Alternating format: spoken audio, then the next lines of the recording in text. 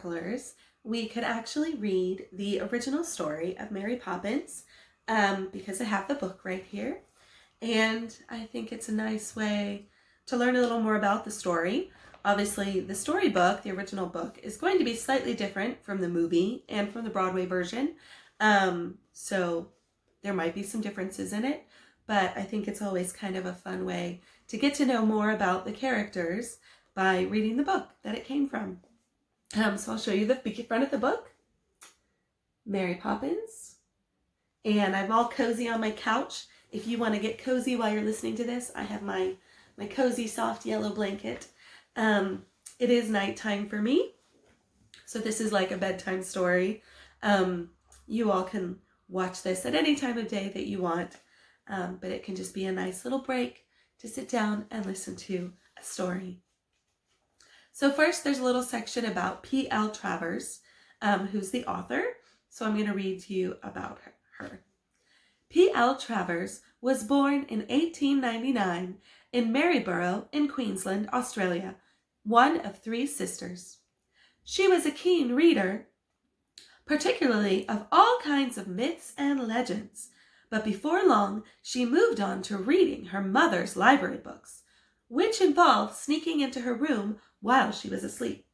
Excuse me, I'm going to take a little sip.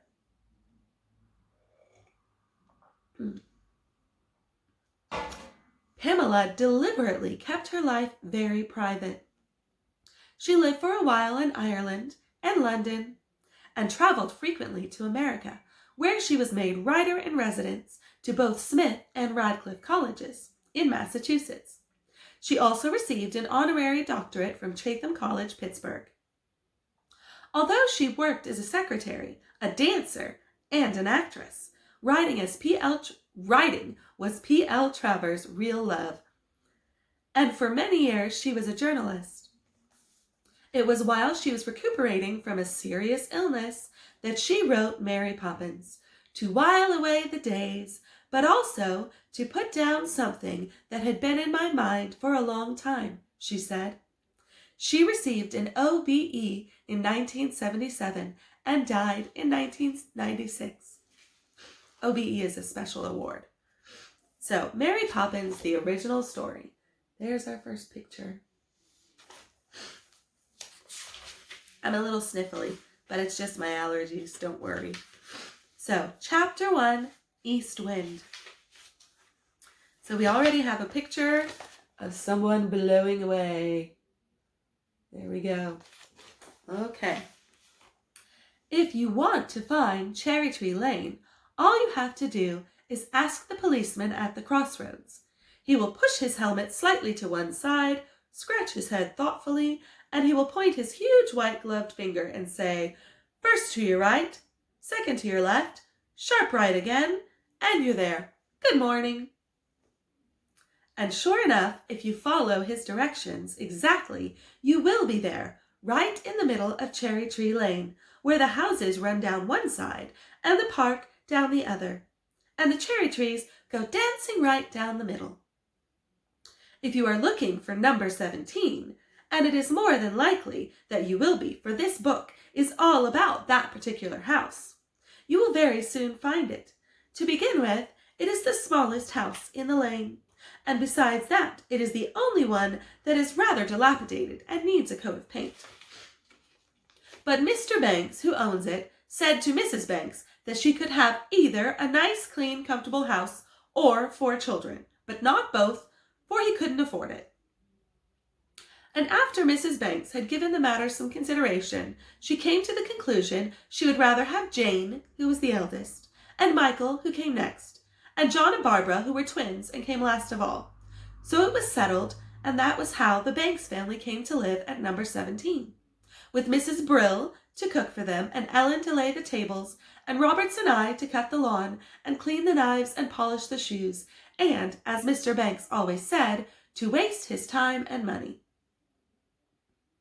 And of course, besides these, there was Katie Nenna, who doesn't really deserve to come into the book at all, because at the time I am speaking of, she had just left number 17. "Without a by your leave or word of warning, and what am I to do?" said Mrs. Banks.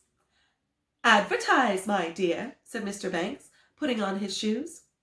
"And I wish Roberts and I would go without a word of warning, for he hasn't again polished one boot and left the other untouched. I shall look very lopsided." Excuse my British accent. It's not great. "That," said Mrs. Banks, "is not of the least importance. You haven't told me what I'm to do about Katie Nana." "I don't see how you can do anything about her since she has disappeared," replied Mr. Banks. "But if it were me, well, I should get someone to put in the morning paper the news that Jane and Michael and John and Barbara Banks, to say nothing of their mother, require the best possible nanny at the lowest possible wage and at once. Then I should wait and watch for the nannies to queue up outside the front gate, and I should get very cross with them for holding up the traffic and making it necessary for me to give the policeman a shilling for putting him so much trouble. Now I must be off. Whew, it's as cold as the North Pole. Which way is the wind blowing?" And as he said that, Mr. Banks popped his head out of the window and looked down the lane to Admiral Boone's house at the corner. This was the grandest house in all the lane, and the lane was very proud of it because it was built exactly like a ship. There was a flagstaff in the garden, and on the roof was a gilt weathercock shaped like a telescope. "Ha!" said Mr. Banks, drawing his head very quickly. "Admiral's telescope says east wind. I thought as much. There's frost in my bones. I shall wear 2 overcoats." And he kissed his wife absent-mindedly on one side of her nose, and waved to the children, and went away to the city. Now, the city was a place where Mr. Banks went every day, except Sundays, of course, and bank holidays. And while he was there, he sat on a large chair in front of a large desk and made money. All day long he worked, cutting out pennies and shillings and half-crowns and 3-penny bits, and he brought them home with him in his little black bag. Sometimes he would give some to Jane and Michael for their money boxes, and when he couldn't spare any, he would say, "The bank is broken," and they would know he hadn't made much money that day. Well, Mr. Banks went off with his black bag, and Mrs. Banks went into the drawing room and sat there all day long, writing letters to the papers and begging them to send some nannies to her at once, as she was waiting. And upstairs in the nursery, Jane and Michael watched at the window and wondered who would come. They were glad Katie Nana had gone, for they had never liked her. She was old and fat and smelled of barley water. Anything, they thought, would be better than Katie Nana, if not much better.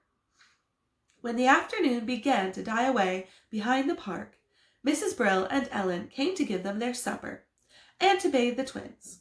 And after supper, Jane and Michael sat in the window, watching for Mr. Banks to come home, and listening to the sound of the east wind blowing through the naked branches of the cherry trees in the lane. The trees themselves, turning and bending in the half-light, looked as though they had gone mad and were dancing their roots out of the ground. "There he is," said Michael, pointing suddenly to a shape that banged heavily against the gate. Jane peered through the gathering darkness. "That's not Daddy," she said. "It's somebody else."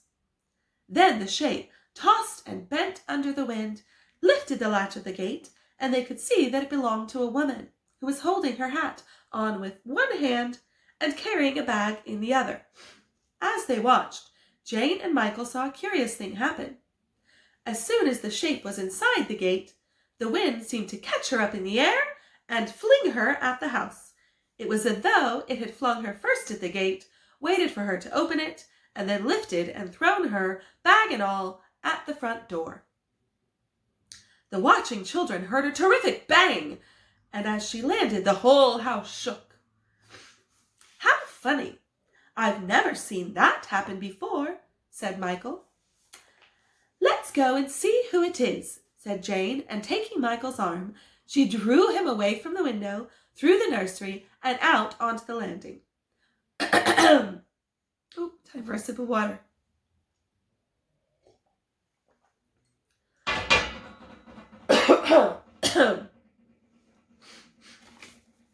From there, they always had a good view of anything that happened in the front hall.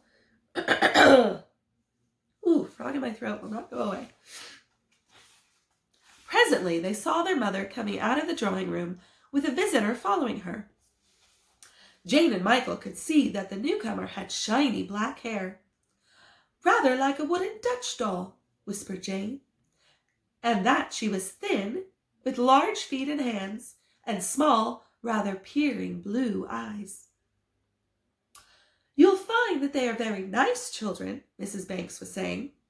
Michael's elbow gave a sharp dig at Jane's ribs.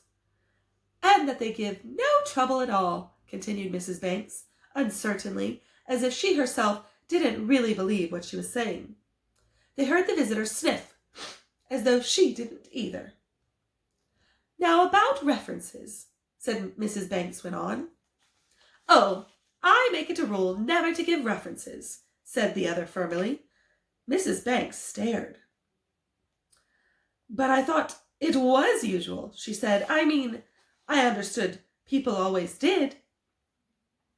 "A very old-fashioned idea to my mind," Jane and Michael heard the stern voice say. "Very old-fashioned. Quite out of date, you might say." Now, if there was one thing Mrs. Banks did not like, it was to be thought old-fashioned. She just couldn't bear it, so she said very quickly, "Very well, then, we won't bother about them. I only asked, of course, in case you required it. The nursery is upstairs." And she led the way toward the staircase, talking all the time without stopping at once. And because she was doing that, Mrs. Banks did not notice what was happening behind her. But Jane and Michael, watching from the top landing, had an excellent view of the extraordinary thing the visitor now did. Certainly she followed Mrs. Banks upstairs, but not in the usual way. With her large bag in her hands, she slid gracefully up the banisters and arrived at the landing at the same time as Mrs. Banks. Such a thing, Jane and Michael knew, had never been done before. Down, of course, for they had often done it themselves, but up, never. They gazed curiously at the strange new visitor. "Well, that's all settled then." A sigh of relief came from the children's mother. "Quite, as long as I'm satisfied," said the other, wiping her nose with a large red and white bandana handkerchief. "Why, children," said Mrs. Banks, noticing them suddenly, "what are you doing there? This is your new nurse, Mary Poppins. Jane, Michael, say how do you do. And these," she waved her hand at babies in their cots, "are the twins." Mary Poppins regarded them steadily, looking from one to the other, as though she were making up her mind whether she liked them or not. "Will we do?" said Michael. "Michael, don't be naughty," said his mother. Mary Poppins continued to regard the four children searchingly. Then, with a loud, long sniff that seemed to indicate she had made up her mind, she said, "I'll take the position." "For all the world," said Mrs. Banks to her husband later, "as though she were doing us a signal honor." "Perhaps she is," said Mr. Banks, putting his nose around the corner of the newspaper for a moment, and then withdrawing it very quickly. When their mother had gone, Jane and Michael edged toward Mary Poppins, who stood, still as a post, with her hands folded in front of her. "How did you come?" Jane asked. "It looked as if the wind blew you here." "It did," said Mary Poppins briefly, and she proceeded to unwind her muffler from her neck and to take off her hat, which she hung on one of the bedposts. As it did not seem as though Mary Poppins was going to say any more, though she sniffed a great deal, Jane, too, remained silent. But when she bent down to undo her bag, Michael could not restrain himself. "What a funny bag," he said, pinching it with his fingers. "Carpet," said Mary Poppins, putting her key in the lock. "To carry carpets in, you mean?" "No, made of." "Oh," said Michael, "I see." But he didn't quite By this time the bag was open, and Jane and Michael were more than surprised to find it was completely empty. "Why," said Jane, "there's nothing in it." "What do you mean, nothing?" demanded Mary Poppins, drawing herself up and looking as though she had been insulted. "Nothing in it, did you say?" And with that she took from the empty bag a starched white apron and tied it around her waist.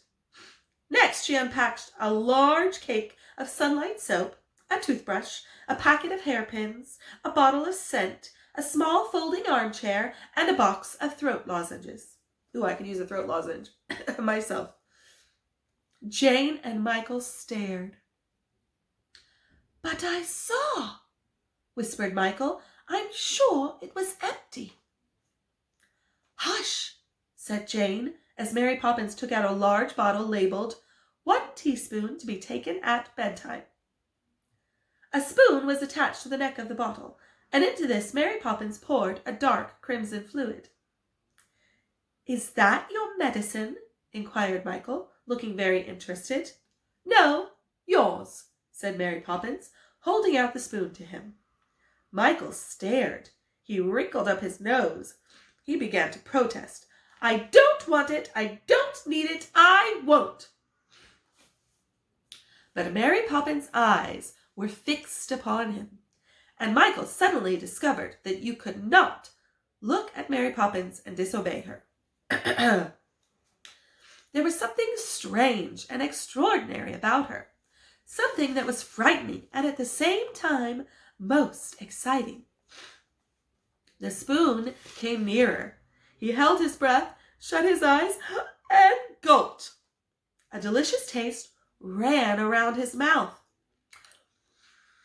He turned his tongue in it. He swallowed, and a happy smile ran round his face.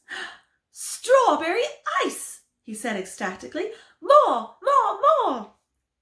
But Mary Poppins, her face as stern as before, was pouring out a dose for Jane. It ran into the spoon, silvery, greeny, yellowy. Jane tasted it. "Lime juice cordial," she said, sliding her tongue deliciously over her lips. But when she saw Mary Poppins moving towards the twins with the bottle, Jane rushed at her. "Oh, no, please! They're too young! It wouldn't be good for them, please!" Mary Poppins, however, took no notice, but with a warning, terrible glance at Jane, tipped the spoon towards John's mouth. He lapped it eagerly, and by the few drops that were spilt on his bib, Jane and Michael could tell that the substance in the spoon this time was milk. Then Barbara had her share, and she gurgled and licked the spoon twice. Mary Poppins then poured out another dose and solemnly took it herself. Rum punch," she said, smacking her lips and corking the bottle. Jane's eyes and Michael's popped in astonishment, but they were not given much time to wonder, for Mary Poppins, having put the miraculous bottle on the mantelpiece, turned to them. "Now," she said, "spit spot and into bed." And she began to undress them. They noticed that whereas buttons and hooks had needed all sorts of coaxing from Katie Nana, for Mary Poppins they flew apart almost at a look. In less than a minute they found themselves in bed and watching by the dim light from the nightlight the rest of Mary Poppins' unpacking being performed. From the carpet bag she took out 7 flannel nightgowns, 4 cotton ones, a pair of boots, a set of dominoes, 2 bathing caps, and a postcard album. Last of all came a folding camp bedstead with blankets and eiderdown complete, and this she set down between John's cot and Barbara's. Jane and Michael sat hugging themselves and watching. It was all so surprising, and they could find nothing to say. But they knew, both of them, that something strange and wonderful had happened at number 17 Cherry Tree Lane. Mary Poppins, slipping one of the flannel nightgowns over her head, began to undress underneath it as though it were a tent. Michael, charmed by this strange new arrival, unable to keep silent any longer, called to her. "Mary Poppins," he cried, "you'll never leave us, will you?" There was no reply from under the nightgown. Michael could not bear it. "You won't leave us, will you?" he called anxiously. Mary Poppins' head came out of the top of the nightgown, and she looked very fierce. "One word more from that direction," she said threateningly, "and I'll call the policeman." I was only saying," began Michael meekly, "that we hoped you wouldn't be going away soon." He stopped, feeling very red and confused. Mary Poppins stared from him to Jane in silence. Then she sniffed. "I'll stay till the wind changes," she said shortly, and she blew out her candle and got into bed. "That's all right," said Michael, half to himself and half to Jane. But Jane wasn't listening. She was thinking about all that happened, and wondering. And that is how Mary Poppins came to live at number 17 Cherry Tree Lane. And although they sometimes found themselves wishing for the quieter, more ordinary days when Katie and Nana ruled the household, everybody on the whole was glad of Mary Poppins' arrival. Mr. Banks was glad because as she arrived by herself and did not hold up the traffic, he had not had to tip the policeman. Mrs. Banks was glad because she was able to tell everybody that her children's nurse was so fashionable that she didn't believe in giving references. Mrs. Brill and Ellen were glad because they could drink strong cups of tea all day in the kitchen and no longer needed to preside at nursery suppers. Roberts and I was glad, too, because Mary Poppins had only one pair of shoes, and those she polished herself. But nobody ever knew what Mary Poppins felt about it, for Mary Poppins never told anything. And that is the end of Chapter 1. We will read Chapter 2 the next time.